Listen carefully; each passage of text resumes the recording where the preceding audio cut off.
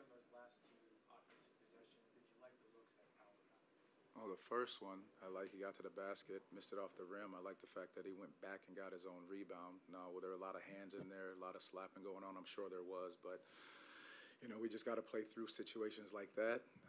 That last look, we had to get it out fast and try to go quick because we didn't have any timeouts left. And so being able to get that shot down the stretch they crowded the ball pretty tough. So for him to find would have been difficult. So he got a straightaway look at it, didn't go in. You played so many close games the last few weeks. You won some, you lost some.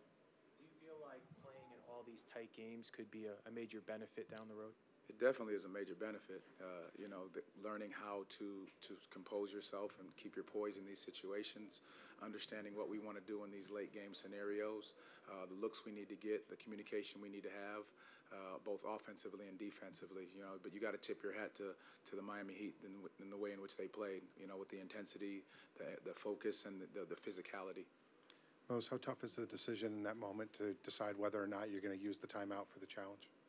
Well, it was very tough because we're sitting there screaming that it went off Bam, and that's what you think, and then it just gets overridden. And then at one point, I don't know if they were trying to give me a tech they didn't think I had another timeout or something, so then I end up using the last timeout for that reason because we wanted to make sure we advanced the ball and got a decent look, which we did at the end with Paolo with both of those looks.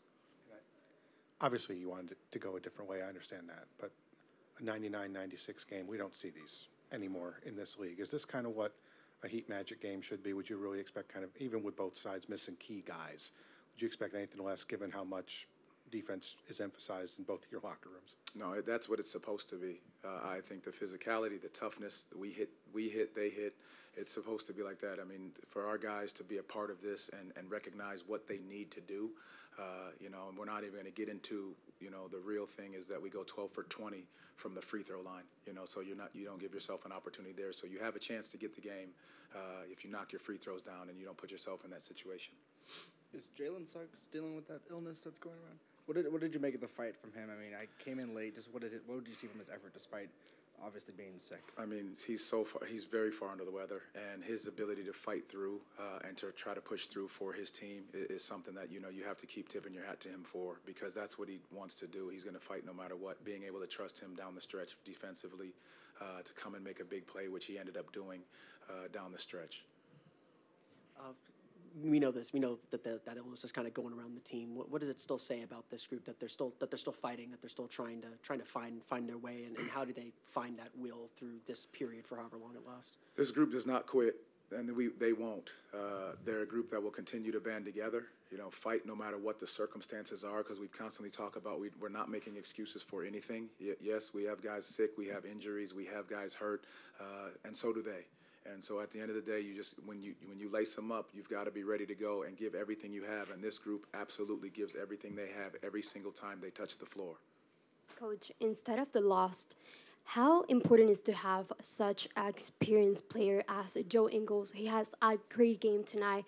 How is that chemistry, that communication with Joan guys in this Orlando Magic, and how important is him for this roster? I mean, he's huge for our roster. His ability to communicate the right thing, different situations, make the right play down the stretch, just getting guys in the right spot. All those little situations are very big to have. And so he's so important for our locker room, for the guys on the court to be able to make the right reads, the right plays, and just to settle, in which was a great environment for these guys to experience, but just being able to settle, make big shots, and make big plays.